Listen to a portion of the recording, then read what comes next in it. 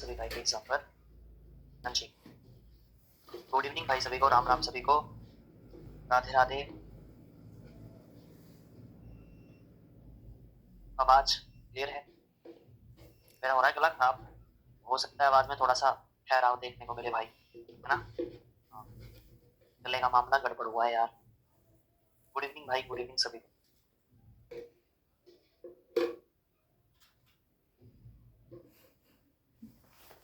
आज first class है जयदेव सिंह। अच्छा भाई, कोई बात नहीं भाई, जिनका पहला क्लास है वेलकम है। लेकिन इतना कहना चाहूंगा कि अगर पहला क्लास है ना, तो आप जो है अपना एक बार जो पिछले जो क्लासेस हुई हैं वो जरूर देखें, ठीक है? हाँ, क्योंकि बहुत दिक्कत नहीं होगी ना फिर आगे चल के। और इसके बाद जो चैप्टर चलेगा वो चलेगा आपका अल्टरनेटर वाला, ठीक है भाई? अल्टरनेटर तो छोटा ही है वैसे, उसमें तो कोई दिक्कत की बात नहीं। सर रंजन कुमार आपका भी पहला है भाई। जो लोग आज पहली बार जुड़ रहे हैं ना, पहली तो उनका मोस्ट वेलकम है। और बाकी जो है ना पिछली क्लास देख लें। नहीं भाई, तबीयत अभी नहीं ठीक हुई है, तब आज तो और ज्यादा दिक्कत कर रही है। आवाज कम आ रही है मेरी, आवाज आज दिक्कत हो रही कर रहा है यार आज मामला। तबीयत खराब चल रही है भाई मेरी, इसलिए चलते हैं वो, इसलिए प्रैक्टिस सेट मैं यूट्यूब पे भी नहीं ला पा रहा हूँ, क्योंकि यूट्यूब पे मुझे क्लास लानी थी प्रैक्टिस सेट, और वो भी नहीं ला पाया है मैं मेरी तबीयत की वजह से ही। अच्छा चलो कोई, तो आज जो है हम क्वेश्चंस करेंगे, 30 सवाल है आज की क्लास में, ठीक है? वो कवर करते हैं। चलो, सवाल है आपकी स्क्रीन पर, जवाब देना मेरे भाई आपको कि एकल चरण प्रेरण मोटर का कार्य सिद्धांत क्या होता है? कौन से सिद्धांत पर ये काम करता है मेरे भाई? किस सिद्धांत पर ये काम करेगा? आंसर दे दीजिए। आज आवाज हुई ना, मतलब आपको अजीब नहीं लग रही होगी आवाज?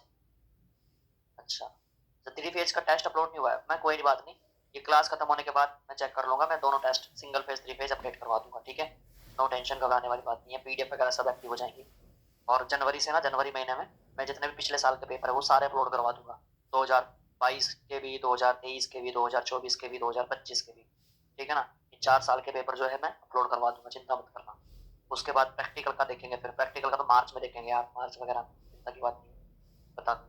तो बिल्कुल सही है भाई जी, जिसने पढ़ रखा है आंसर देना फटाफट से। सवाल कह रहा है सिंगल फेज जो मोटर होती है वो कौन से नियम पर, कौन से सिद्धांत पर काम करती है? भाई यार गलत मत हो यार, गुरुजी क्या है ये, है ना? अरे यार गला बहुत ज्यादा बैठा है। अच्छा, फर्स्ट ईयर में 10 साल के बाद पढ़ रहे हो? हाँ,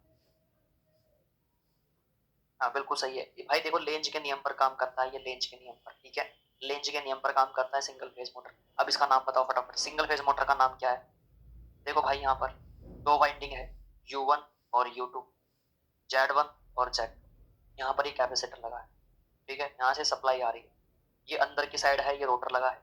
ये पूरा समझा रखा था मैंने आपको, ये जिसने बेसिक से पढ़ रखा, अब जिसका पहला क्लास है वो तो मेरे को पता है, वो समझ नहीं पाएगा आज, वो नहीं समझ पाएगा आज, तो इसलिए रिक्वेस्ट करूंगा, चलो ठीक है आज की क्लास, क्योंकि ये तो आज मैं ध्यान कर दूंगा इसका एमसीक्यू, उसको कल से नया चैप्टर स्टार्ट हो जाएगा अल्टरनेटर वाला। तो अब सुनो मेरी बात को, हाँ अब इसका जवाब दो, ये कौन सी मोटर है? तो देखो भाई, यहाँ पर अब मेरे को एक बात बताओ, क्या इस मोटर में जो आपको डायग्राम दिख रहा है, क्या इसमें कहीं पर आपको सेंट्रीफ्यूगल स्विच दिख रहा है क्या? क्या इस पर आपको कहीं सेंट्रीफ्यूगल स्विच दिख रहा है क्या? ये बताओ, यस या नो करके फटाफट से बताओ। क्या इस डायग्राम में आपको सेंट्रीफ्यूगल स्विच दिखा है या नहीं दिखा हुआ है? जल्दी से बताओ, दिया है या फिर नहीं दिया है, तभी तो आगे बढ़ पाऊंगा मैं। यस या नो करके बताओ, है ना? बिल्कुल। हाँ,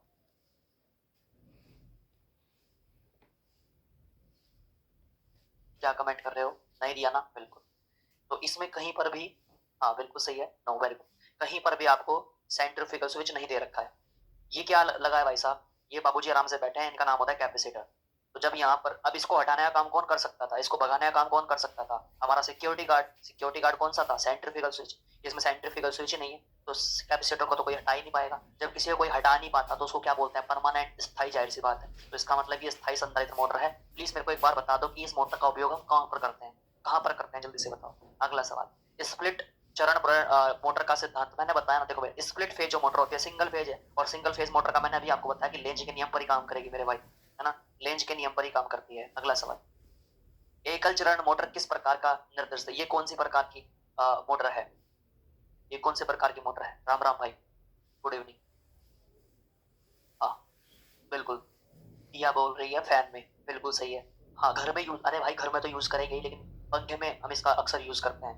इसमें यूज करते हैं पंखे में। देखो भाई, जिसने पढ़ रखा है उसने जवाब दे दिया। अब जिसने नहीं पढ़ रखा वो कहाँ से जवाब देगा? इसका मतलब आपने सही तरीके से पढ़ा नहीं होगा, जाहिर सी बात। ठीक है ना? अब भाई साहब ये बताओ, अब गुरुजी यहाँ पर ध्यान दो, यहाँ पर दो कैपेसिटर लगे हैं, यू C2 C1 और C2, बोलो हाँ या ना? ये सेंट्रीफ्यूगल स्विच भी लगा है। अब मेरे को ये बताओ ये किस प्रकार की है ना? यूनिवर्सल मोटर है, इस टाइप पर capacitor start, capacitor run motor, capacitor start, capacitor run motor.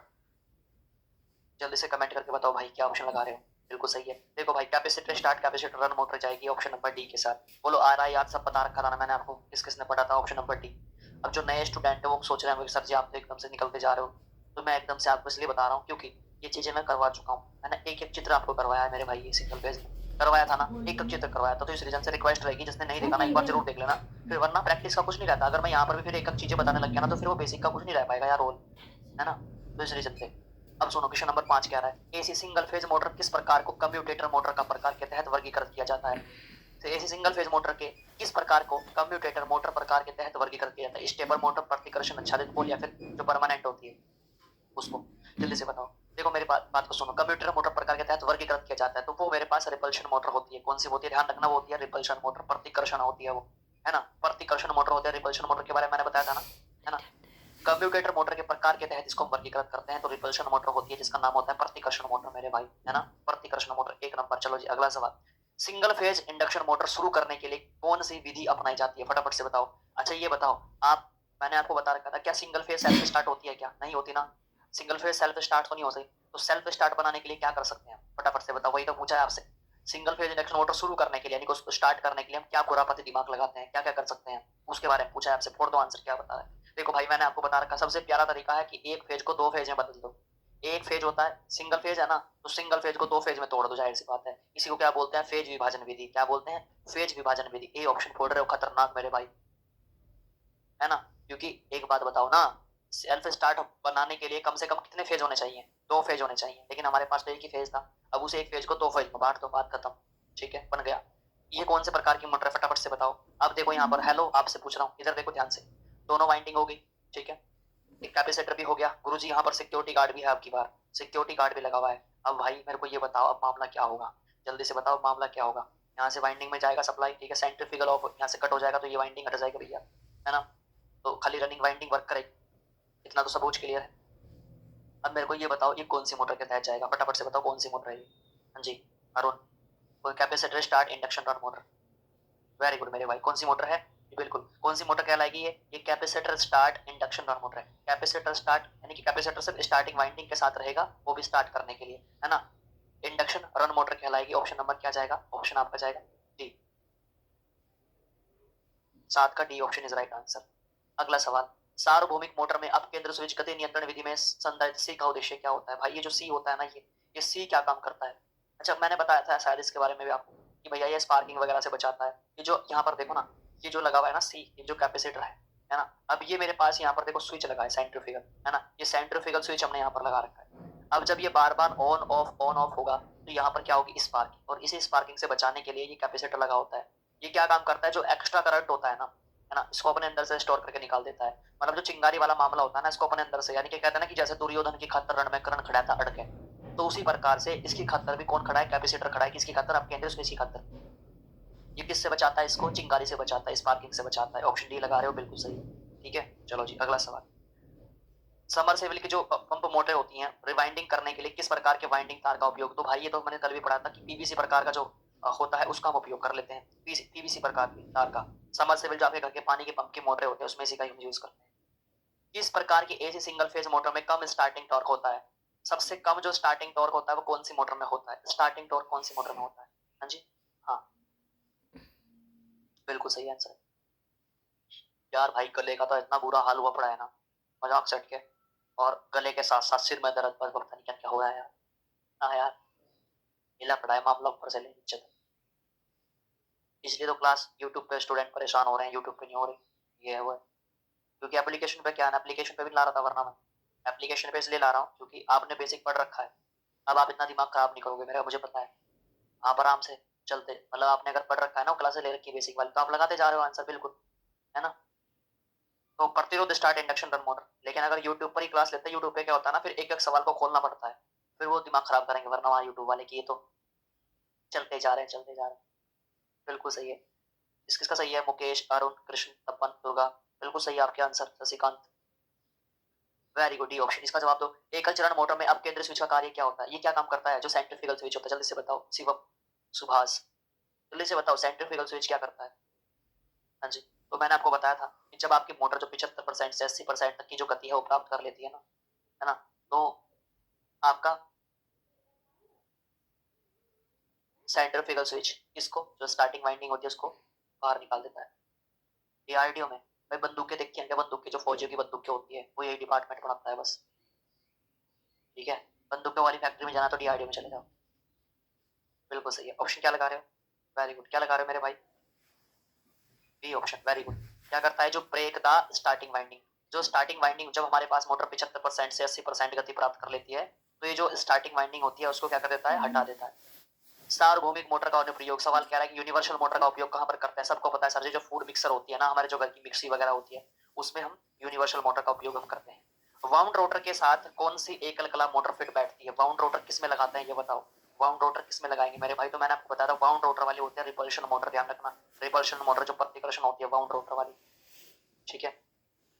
लेकिन आप नहीं अप्लाई कर सकते डीआरडीओ में भी क्योंकि आपकी आईटीआई कंप्लीट नहीं हुई है भाई। जब आपकी कंप्लीट हो जाएगी तभी तो अप्लाई कर पाओगे आप। हाँ जी, लेकिन नो टेंशन, वैकेंसी क्या है ना आईटीआई वालों के लिए इतनी निकलेंगी भाई साहब। हो सकता है यूपी पीसीएल की जो वैकेंसी है वो आप लोग पकड़ लो क्योंकि वो 2026 में सुनने में आ रहा है। और एक होती है जल दाय विभाग की वैकेंसी, जल विभाग में भी वैकेंसी आएगी आईटीआई वालों के लिए। अब वो भी हो सकता है क्योंकि कब तक होंगे? मार्च, जुलाई, जुलाई अगस्त में आपका एग्जाम हो जाएगा, सितंबर में आपकी मार्कशीट रिजल्ट सब आ जाएगा। तब तक अगर वैकेंसी आ जाएगी तो हो सकता है आप लोग भर लो। प्रतिरोध के संबंध में एकल चरण इंडक्शन मोटर की रनिंग वाइंडिंग और स्टार्टिंग वाइंडिंग के बीच क्या संबंध होना चाहिए? प्रतिरोध के संबंध में कह रहा है ये, प्रतिरोध के संबंध में क्या कंडीशन रहनी चाहिए? यानी किसका प्रतिरोध अधिक होना चाहिए, किसका कम होना चाहिए? सवाल ये पूछा है आपसे। बिल्कुल, आप कह रहे हो B option, running winding is less और स्टार्टिंग वाइंडिंग इज मोर। देखो भाई बिल्कुल सही है।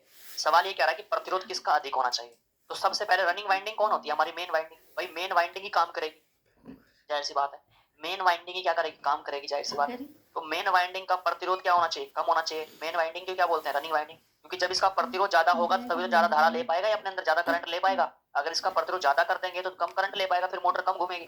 काम तो इसको ही करना है, काम तो इसको ही करना है। तो वो मामला है। उसके बाद जो वाइंडिंग जो कौन सी होती है? जो स्टार्टिंग वाइंडिंग जो होती है, हिंदी में लिखा हुआ नहीं है, जो स्टार्टिंग वाइंडिंग है वो कैसी होनी चाहिए? वो अधिक होना चाहिए, उसका प्रतिरोध, उसका प्रतिरोध अधिक होना चाहिए। ठीक है, तो ऑप्शन बी जाना चाहिए मेरे भाई।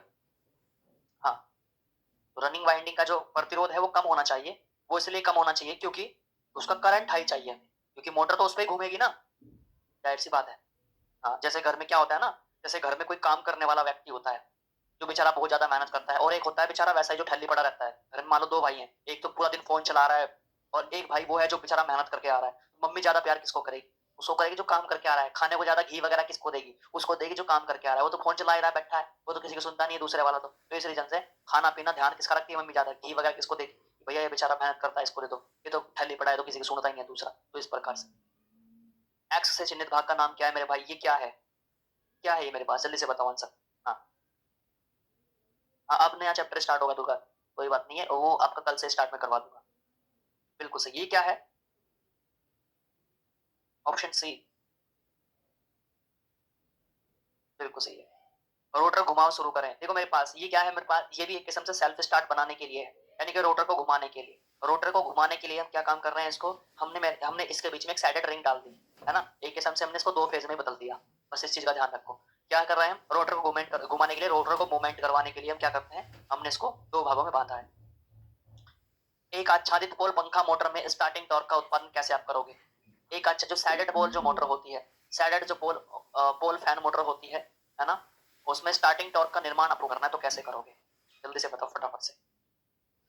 सैडेड पोल का निर्माण कैसे करोगे? देखो मेरी बात सुनो, हमें क्या काम करना है? हमें टॉर्क बनाना है, यानी कि उसको सेल्फ स्टार्ट बनाना है। सैडेड पोल, सैडेड का मतलब जो हमने बताई थी, तो हम क्या काम करते हैं? रिंग डालते हैं, रिंग का छल्ला घुसा देते हैं, जैसे अभी तो दिखाया था ये सैडेड पोल मोटर, ये इस प्रकार से तो हम क्या काम करते हैं? हमें रोटर को घुमाना है, इसको सेल्फ स्टार्ट बनाना है, तो एक रिंग का जो तांबे का जो छल्ला है वो डाल देंगे इसमें।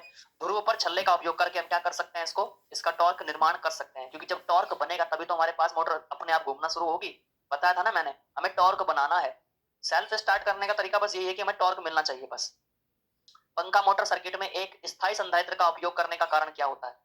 जो हमारी परमानेंट कैपेसिटर फैन मोटर होती है ना, उसमें कैपेसिटर का उपयोग क्यों करते हैं? फटाफट से बताओ। हाँ, कैपेसिटर क्यों लगाते हैं, है ना? वो आपकी होती है ना, आपके घर में पंखे वगैरह हैं क्या? छत का पंखा तो होगा, छत के पंखे में देखना उसमें एक कंडेंसर लगा हुआ है, कंडेंसर या फिर कैपेसिटर लगा हुआ है, चेक करना उसमें। अच्छा ठीक है। और वो कैपेसिटर में क्यों लगाते हैं? क्योंकि एक तो आप बोलते हो कि अगर सर जी उसको कैपेसिटर को लगाने से जो हमारा पंखे की जो स्पीड है वो तेज हो जाती है, पंखा हमारा तेज घूमने लग जाता है, ठीक है ना, वही तो मामला होता है, इसलिए तो लगाते हैं आप लोग उसको, है कि नहीं है? हाँ बिल्कुल सही है। और दूसरी बात क्या है ना, हम क्या काम करते हैं फेज विभाजन करने के लिए, क्या करने के लिए? फेज विभाजन। क्योंकि कैपेसिटर क्या करता है, एक फेज को दो फेज में डिवाइड कर देता है, एक फेज को दो फेज में डिवाइड कर देता है, और जब एक फेज को दो फेज में डिवाइड जब वो करेगा तो भैया टॉर्क का निर्माण होगा, टॉर्क अधिक बनेगा, और जब टॉर्क अधिक बनेगा तो मोटर भी आपकी अधिक घूमेगी, और मोटर अधिक घूमेगी तो पंखा घूमेगा, तो जाहिर सी बात है टॉर्क के लिए कला विभाजन करना, ऑप्शन नंबर सी। हाँ जी। कौन सी मोटर आदि कुंडल वाइंडिंग वाइंडिंग होती है? Which motor is having half coil winding? किसमें की जाती है ये वाइंडिंग, किसमें की जाती है, सवाल ये पूछ रहा है बस सिंपल। तो वो होता है सीलिंग फैन में। कौन सी की जाती है? Ceiling fan. Running winding core में निचले भाग में क्यों रखी जाती है? रनिंग वाइंडिंग निचले भाग में क्यों रखी जाती है? रनिंग वाइंडिंग जो होती है वो निचले कोर में ही हम क्यों डालते हैं उसको? इससे कोर बने हुए होता है ना, कोर से इस प्रकार से कोर बने हुए होते हैं, इस प्रकार से, है ना, तो निचले वाले भाग में ही हम इसको क्यों रखते हैं? रीजन क्या होता है ऐसा रखने का? क्या रीजन होता है? तो हम टॉर्क प्राप्त करने के लिए हाई टॉर्क, हाई टॉर्क और हाई उच्च प्रेरण प्राप्त करने, हाँ इंडक्टेंस भी प्राप्त करने के लिए इसका उपयोग हम कर लेते हैं, ऑप्शन नंबर डी।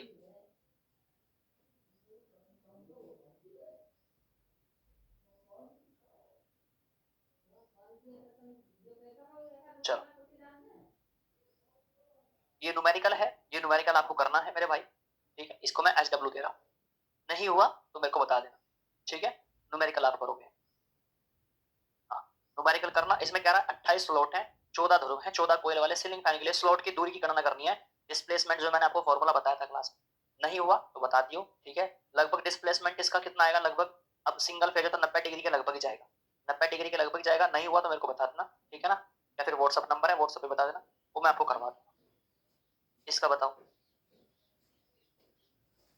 बता, लेकिन बता दिया करो नहीं होता तो, ठीक है ना, बता दिया करो, घर के लिए इसलिए देता हूँ, न्यूमेरिकल भी प्रैक्टिस कर लोगे थोड़ी बहुत तो और सही हो जाएगा जुगाड़। चलो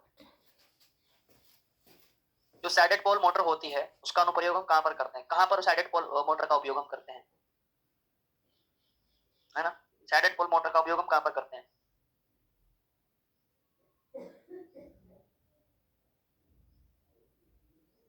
हाँ कोई नहीं, ठीक है, हो जाएगा ना, कोई कह रहा है नहीं होगा, कोई कह रहा है हो जाएगा, अरे कुछ पता लगता, ट्राई करके देख लेना, नहीं हुआ तो बता दियो, मैं फिर हूं तो। हाँ question number 6, A option, hair dryer में, वेरी गुड मेरे भाई, इसमें यूज करते हैं, हेयर ड्रायर में यूज करते हैं, इसमें यूज करते हैं, अरे वो होता है ना बालों वाला जुगाड़, वो बालों वाला, उसमें यूज करते हैं, हेयर ड्रायर में करते हैं मेरे भाई, ठीक है। चलो अगला सवाल का जवाब दो।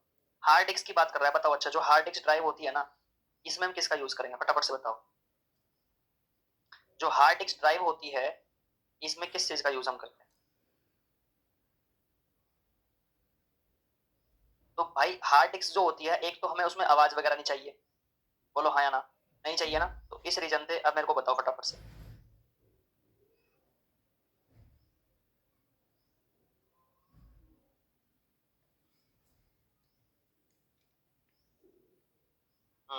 क्या कह रहे हो, नहीं होगा? अरे बाप रे,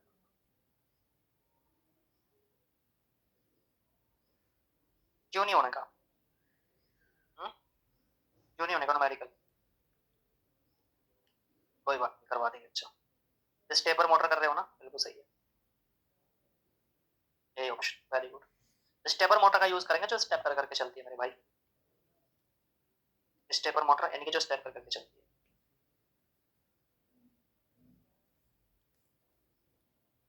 नमस्कार भाई, ठीक है।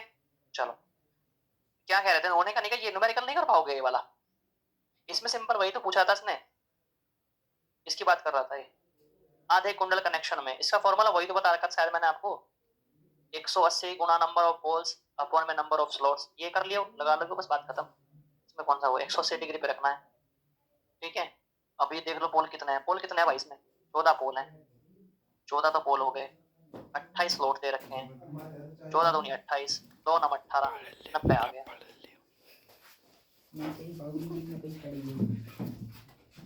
इसका जवाब दो फटाफट से। कैपेसिटर स्टार्ट इंडक्शन, ये कह रहा है कि सेंट्रीफ्यूगल कितने परसेंट गति प्राप्त करने के बाद क्या करता है, तो वो तो मैंने बता रखा है ना आपको भाई, सेंट्रीफ्यूगल स्विच के बारे में बता रखा है ना, कर लोगे इसको भी, हाँ इसको भी कर लोगे। सी ऑप्शन 75 से 80% गति प्राप्त होने के बाद। इस प्रकार के सिंगल फेज मोटर को किसी अन्य प्रकार के सिंगल फेज मोटर की तुलना में बहुत अधिक स्टार्टिंग टॉर्क होता है। तो भाई इसका बताओ फटाफट से, वो होता है यूनिवर्सल मोटर का, कौन सा होता है, यूनिवर्सल मोटर। प्रैक्टिकल में सर, प्रैक्टिकल में बहुत प्रॉब्लम है, कोई बात नहीं, वो हो जाएगा, प्रैक्टिकल में कुछ इशू आ रहा है, प्रैक्टिकल का बता दूंगा जो भी होगा। संधारित्र को एकल कला स्थायी संधारित्र मोटर में कहाँ जोड़ा जाता है, कहाँ पर जोड़ते हैं इसको, ये बताओ। कैपेसिटर को कहाँ पर जोड़ते हैं, तो ये जोड़ते हैं जो स्टार्टिंग वाइंडिंग होती है ना, जो स्टार्टिंग वाइंडिंग होती है उसके सीरीज में जोड़ते हैं। क्यों जोड़ते हैं स्टार्टिंग वाइंडिंग के सीरीज में, क्योंकि जब हटेंगे तो दोनों साथ साथ हटाएंगे, तो इस रीजन है। टेबल पंखे में किस प्रकार के मोटर का उपयोग हम करते हैं, टेबल पंखे की बात अब ये कर रहा है, तो टेबल जो पंखा होता है तो परमानेंट कैपेसिटर मोटर का यूज हम करेंगे। इसका बताओ फटाफट से। एक एकल कला मोटर रिवाइंडिंग में कुंडल समूह कनेक्शन गलत तरीके से जुड़ा हुआ है तो क्या प्रभाव पड़ेगा, यदि जो कनेक्शन है वो गलत तरीके से जुड़ जाए तो क्या प्रभाव पड़ेगा, यदि कनेक्शन ही गलत तरीके से हो जाए, फटाफट से बताओ। हाँ, कनेक्शन यदि गलत तरीके से हो जाए तो कनेक्शन क्या होगा, अगर गलत तरीके से हमने कर दिए, अंदर ही हमने सारी गड़बड़ अगर कर दी तो मोटर आपकी स्टार्ट ही नहीं होगी, जाहिर सी बात है, ठीक है, मोटर आपकी स्टार्ट ही नहीं होगी। सवाल कह रहा है यहाँ पर, प्रतिकर्षण मोटर में क्या प्रभाव होता है यदि चुंबकीय अक्ष दूसरी तरफ स्थानांतरित हो जाए तो, चुंबकीय अक्ष दूसरी तरफ अगर खिसक जाए तो क्या हो जाएगा, बताओ फटाफट से। चुंबकीय अगर फलक जो है वो दूसरी तरफ खिसक जाए तो क्या हो जाएगा, तो जाहिर सी बात है हम ये घटना क्यों करते हैं, हम फ्लक्स को दूसरी जगह क्यों खिसकाते हैं, ताकि हमें रोटेशन की दिशा बदल सके।